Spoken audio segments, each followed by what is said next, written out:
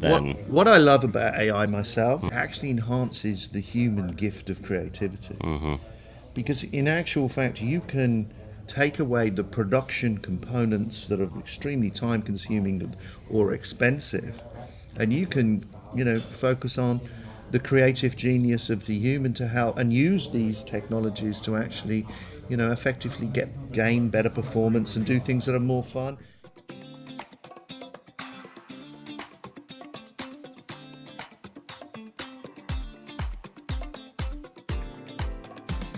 Hey, good morning, everybody. Welcome back to the first edition of the Ad Podcast here at Possible in beautiful Miami. It's day one. We're here with Colin Jeavons, who's the CEO and Chairman of Nomix Group.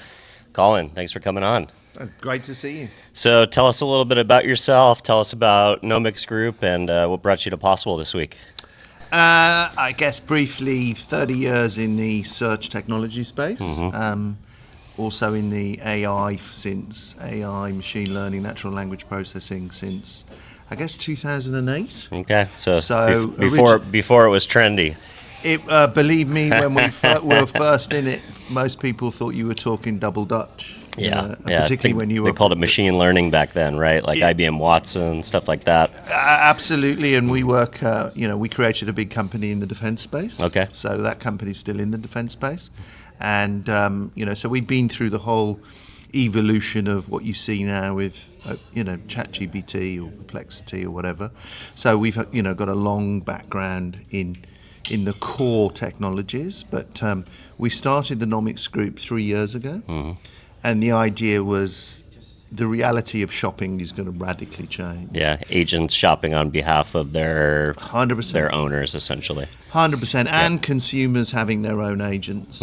So you or I are not going to necessarily deal with the old, go to a browser, open it up, get a bunch of blue links, click. That model is evolving very rapidly, and we created the Nomix Group to help marketeers that are looking. I see it as three constituents. You have the consumers that want the right product, right place, right time, right for the price. right price. Yeah. And some people want different components of that. It's not always the right price. Some people want it instantly. Some are willing to wait if they can save some money. Exactly, and there's no rights or wrongs. It's just individuality. And the second constituents is the merchants.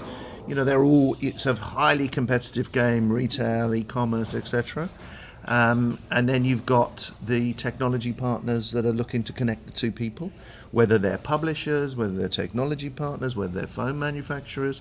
And, the Nomix Group was built effectively trying to help all of those constituents. So we have an AI video creation tool that creates video on high scale, millions of products, less than 10 minutes. Gives marketeers the ability to have just-in-time creative.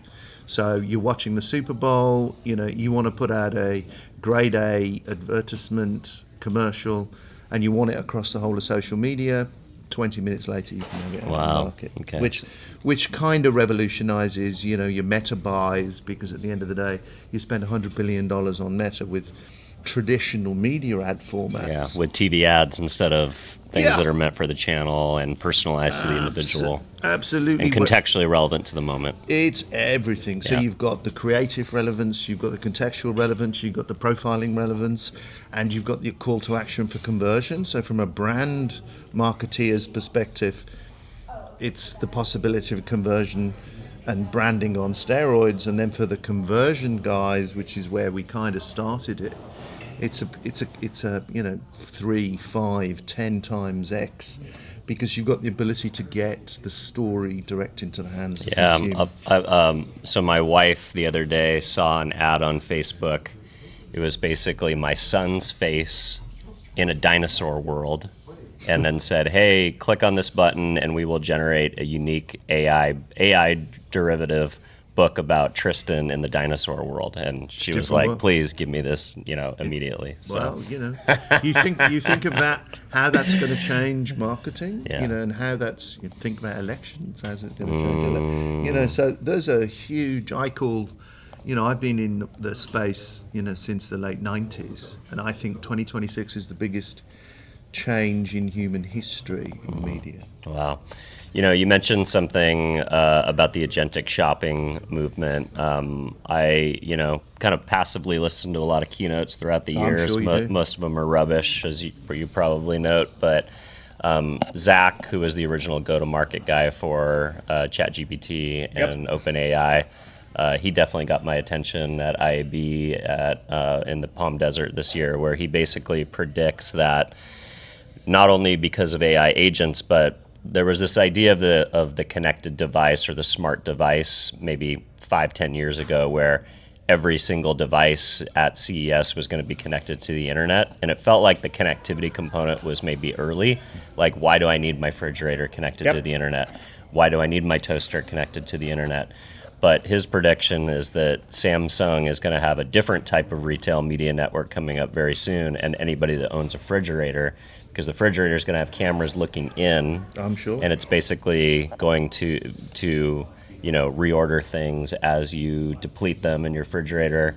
And at the end of the day, his prediction is that there are 6 brands that most consumers have either in their refrigerator, their pantry, or their cupboard that they actually care about. Yep. The rest of them are all commodities, and as long as they show up and they're good quality and low price or competitive price, consumers don't really care.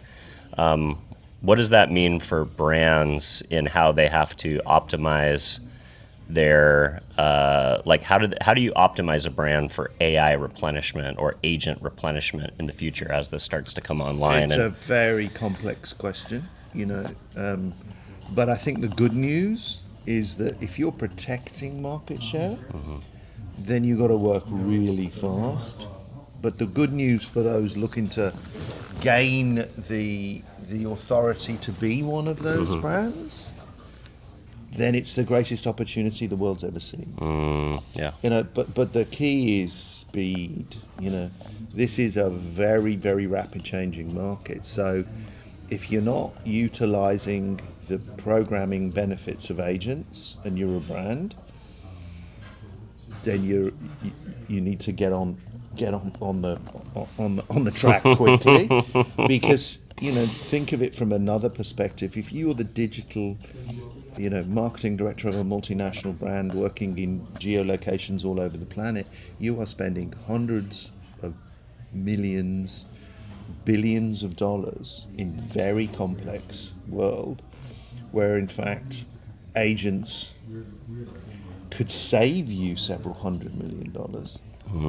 That money then has to be utilized via agents for the right creative at the right speed, identifying the right channels. I think the creator channel is going to be, people think it was big when you got the sponsorship model, but the creator channel is going to be really big, in my view, in the next 18 months, because it's going to be the connection between sight, sound, and motion, ultra high speed creativity, and the ability to target correctly. And that means there's opportunity, because there's huge opportunity if you're a brand looking to break a monopoly or break the big guys in your category or sector. But also, if you're you're one of those big guys, then effectively you can frankly use the technology to lower your costs 40-50%. And actually throw that into more marketing, more media, make your dollars stretch farther. It is, but if you're 6 months too late, that's a lot of running time to catch up. I wouldn't want to be a sneaker, or I wouldn't want to be a performance based, and you can look at any category, you've got to use the technology and you've got to use it fast. So it's interesting you mentioned creator. Obviously, I think a lot of marketers are saying it's 50% of their spend now, but it slices a lot of different ways. It's creative, it's media, it's audience, it's experiential, it's a focus group, it's affiliate. It has a lot of different levers to pull. Complex world now. Are you thinking about the idea of this creators licensing their name and image to these digital twin companies like HeyGen or Agento, where essentially a creator comes in a studio, they cut a video for 30 to 60 seconds, and then basically creative can be made in their image and likeness in real time, at scale. There are a lot of models that, frankly, have not matured. But when you take the history of marketing to its most simple form, marketeers want eyes and ears, right? Why? Because they want to sell their products to consumers. And, look at the math. The average consumer is spending 2 hours a day in a creator universe.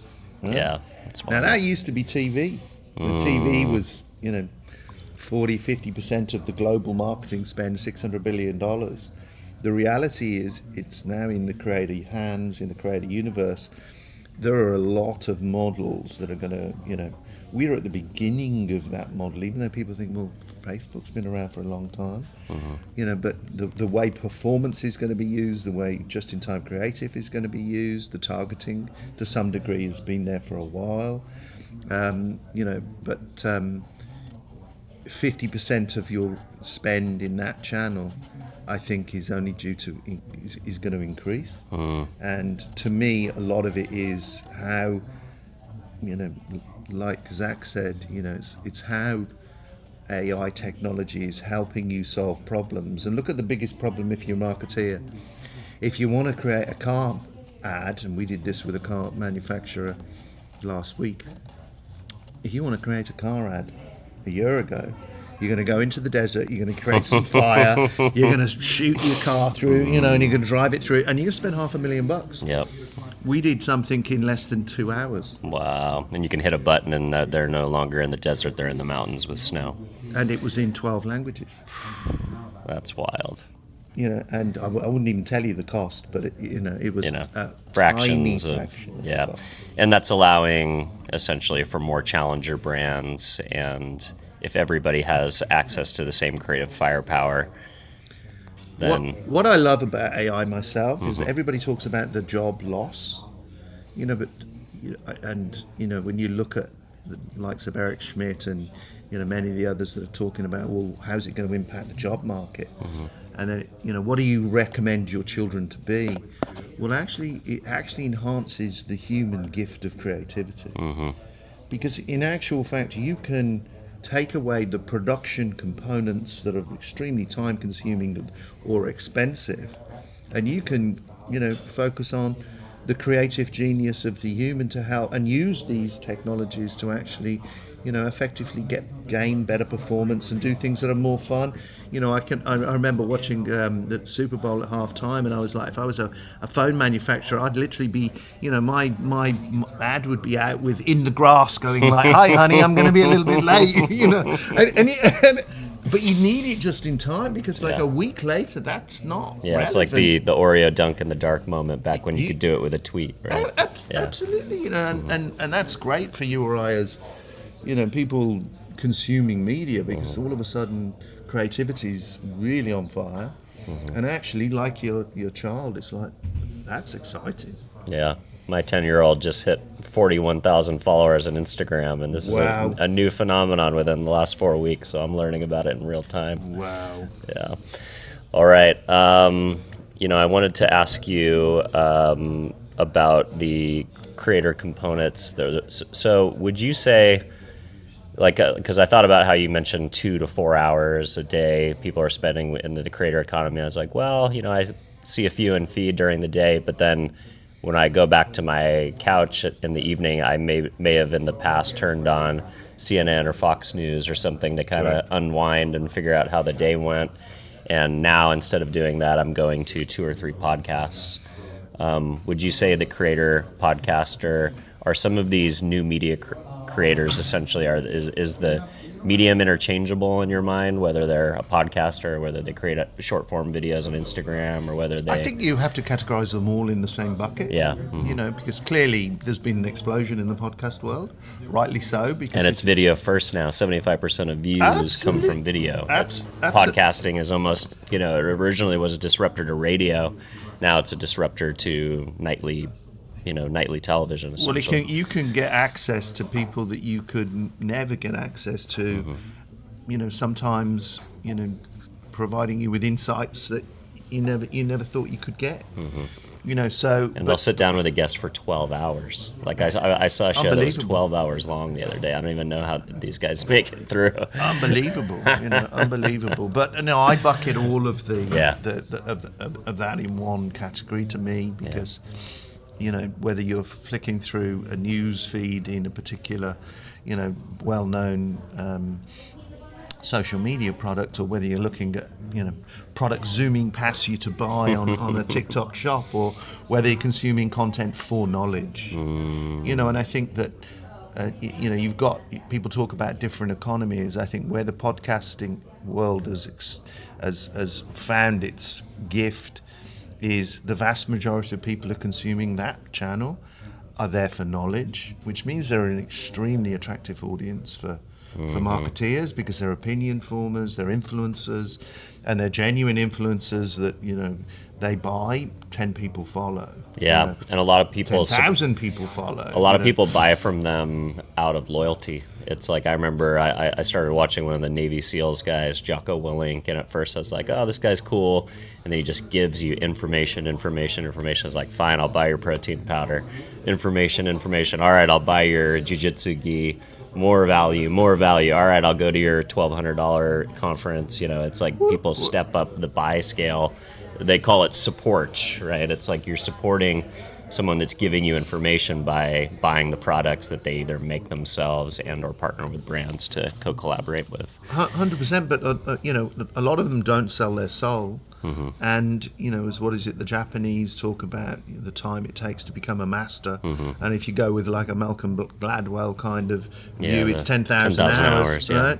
Well, if you're looking at a particular product and you are just seriously into a particular type of product, then you know the ins and outs of the pros and the cons of that product.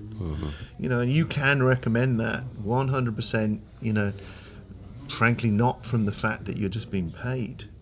You're recommending it from the fact that it really genuinely is the best product in the market. It's a real endorsement. And if you want it, if you think you might need it, all of a sudden it gives you the edge to want to purchase it. And that's something that's never happened in the history of products, because in the old days you were flicking through a newspaper, or there was an advertorial, or it's not the same when you've got people talking about serious topics, giving their views, giving their opinions, and they feel strongly about actually telling the truth. Yeah, pretty awesome time. Well, Colin, if folks want to follow along with your thinking at home or connect with you at the Nomix Group, where would you like to send the audience? By all means, send it or look at us at shopnomix.com. But we have multiple brands, and happy to answer any questions if you reach out. I think we've already posted the name, so it should. I'll put it on the show notes. Yep. All right. Thank you, sir. Thank you very much. Have a great possible. Cheers, man. Cheers. Thanks.